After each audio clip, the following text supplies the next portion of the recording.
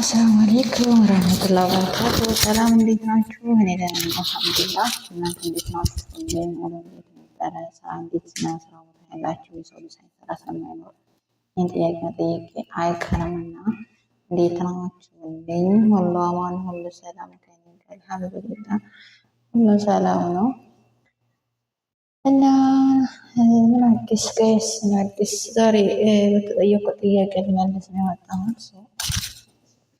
ላይክ እያደረጋችሁ ሼር እያደረጋችሁ ዩቲዩብ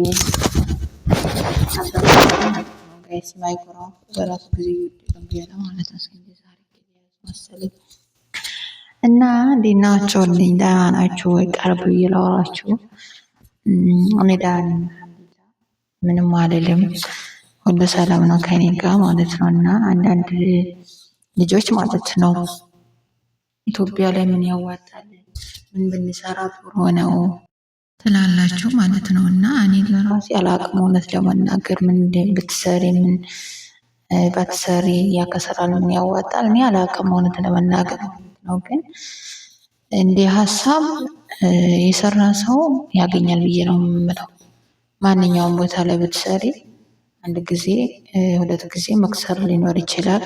ይሄ የሚጠበቅ ነው። በቃ መጠበቅ አለባችሁ። ምክንያቱም ምሳሌ በንግድ ሀሳብ አስባችሁ ብራችሁን አጠራቅማችሁ ንግድ ቦታ እንትን ብትሉ ብትጀምሩ ማለት ነው። እና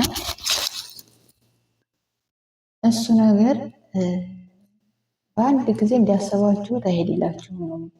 አንድ ጊዜ በቃ ይህን ብሰራ ይሄን አገኛለሁ፣ ይህን ብሰራ ይሄን አገኛለሁ ብላችሁ እንዲያሰባችሁት እንዲያቀዳችሁት አይሄድላችሁም። ምክንያቱም ሁሉም ነገር የሆነ እንዴት ነው ከፍታ ሊመጣ ሲል ዝቅ ማለት አለ እና የሰው ልጅ ነጋዴ ሲሆን ደግሞ የሚጠበቅ ነገር ነው። ጠብቃችሁ ከሰራችሁ ታገኛላችሁ ብዬ ነው ማለት ነው። በራሴ የምነግራችሁ ማለት ነው። እና እናንተ ደግሞ አላውቅም እና የእናንተ ሀሳብ ምኞት እቅድ ምን እንደሆነ ስለማላውቅ ለምሳሌ የምነግራችሁ ምን ያዋጣል ብዬ ስለተጠየቁ የሚያዋጣውን ልነግራችሁ ነበር። ግን አሁን ላይ ሁሉም ነገር ይቀያየራል። የዚህ ቦታ የምትሸጡት ዋጋ ሌላ፣ ሌላ ቦታ የምትሸጡት ዋጋ ሌላ ነው። ቀጥል ደግሞ የሀገሩ ሁኔታ ነው ለየ ሩቅ ቦታ ከሆነ ገጠር ከሆነ ወጣ ያለ መካከለኛ አስፋልት ዳር ከሆነ በቃ ወዘተ እንደ ካፒታላችሁ ብዙ ብር እንደመያዛችሁ ትንሽ ነው ወይ እንደ ስራው አይነት በቃ እንደ አስተሳሰብ እንደ ሁሉም ነገር ይለያያል። ግን ቅመሞች የምላችሁ ነገር እዚህ ሆናችሁ ስራ አታስጀምሩ።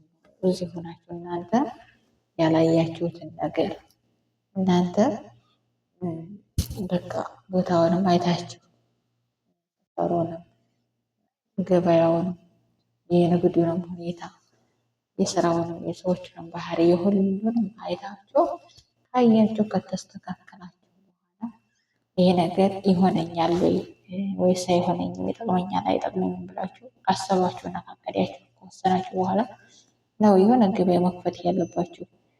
እዚህ ሆናችሁ እንዲህ አድርጉልኝ፣ ሱቅ ክፈቱልኝ፣ እንዲህ አይነት ብላችሁ ብር ብትልኩ ምንም ጥቅም የለውም፣ ኪሳራ ነው። እናንተ እንኳን ልታገኙ የላካችሁትን ብር ራሱ የሰራችሁ አይቀመጥላችሁ። ቤተሰብም በዩ ባልም በዩ ሁሉም ነገር እውነት ለመናገር አንዳንድ መልካም ሰዎች ሊኖሩ ይችላሉ። ጥሩ ሰው ግን ማን እንደራስ ማንኛውም ነገር ማን እንደራስ እውነት ለመናገር እንደራሳችሁ ነው ብላችሁ ሰው የለም እና ራሳችሁ ቦታውን መርጣችሁ ገበያውን የሚያዋጣችሁን ነገር አይታችሁ በአቅማችሁ ብትከፍቱ፣ በዛ ላይ ደግሞ በከፈታችሁ እዚህ ወይ መመላለስ መሄድ መምጣት የምትችሉ ከሆነ ምክንያቱም በማንኛውም አስፈላጊ ሰዓት ሄዳችሁ መምጣት ኖርማል ነው። እዛ ያላችሁ መቆጠር ምክንያቱም ዛሬ አሁን ነገ ነው ወይ ነገ ይሄ ነገር ካሰባችሁ ዛሬ መሄድ የተነሳችሁ የምትሄዱ ከሆነ በኮንትራት ቤት ሆናችሁ ከባድ ነው ለመናገር ማለት ነው። እና እኔ አላውቅም። ብቻ እምላችሁ እኔ እዛው ናቸው። አትክፈቱ ሀገር ሆናችሁ ተገባችሁ እና እንደዛ ጋይስ ሁሉም ነገር ያዋጣል። ማንኛውም ነገር ያዋጣል። እንኳን ሀገራችን ቀርቶ ሀገርም ብትሰሩ ያዋጣል። ማያዋጣ የለም። ግን አጠብቁት አጠብቁት ስላችሁ ይህን ሰርቼ እናገኛለን ብላችሁ መክሰር አለ፣ በቃ መያዝ አለ። በዛ ላይ ንግድ የሚሰራ ሰው የግብር አለበት፣ የኪራይ አለበት፣ የሰራተኛ አለበት። ይህንን እንዲያትረሱ በጣም ብዙ ሰዎች ነው ያለው ማለት ነው።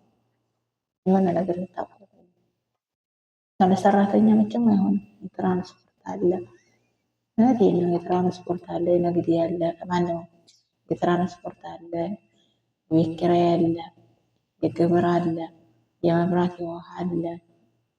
ጋይስ ቆጣሪ ማለት ነው። እና ይሄ ሁሉ እናንተ ናችሁ እና አስባችሁ ብትሰሩ ጥሩ ነው ባይነኝ። ስከፍቱ ሆነ ስትሉ በነገራችን ላይ የሰው ልጅ በብዙ ብር አይደለም የሚነሳው።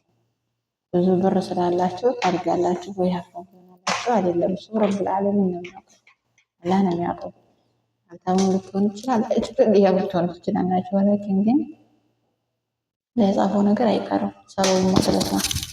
እና ንግድ የሚጀምር ሰው ይሄን አስቦ መሆን አለበት። አጥሬቱ ቅመሞች የሁሉም ነገር እንዴ ድሮ አይደለም ጋይስ፣ ሁሉም ነገር ተቀያይሯል ማለት ነው። እና ተጠቀሙበት። እንግዲህ ይህን ይመስላል ዛሬ የመጣሁላችሁ ቪዲዮ። ላይክ፣ ሼር፣ ሰብስክራይብ አድርጉ።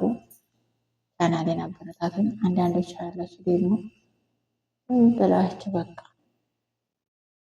መዝለፍ ሰው መዝለፍ ምናምን እናንተ ዝም ብላችሁ ምላሳችሁ ነው የሚያደህያችሁ ነገር ማለት ነው። ምላሳችሁ በቃ ስራ ብትላስሩ እና ይሄን ይመስላል። እወዳችኋለሁ፣ አከብራችኋለሁ። ቀጣይ በሌላ ቪዲዮ እስከምንገናኝ ድረስ ሰላም ሁኑልኝ። ባይ ባይ ባይ ባይ።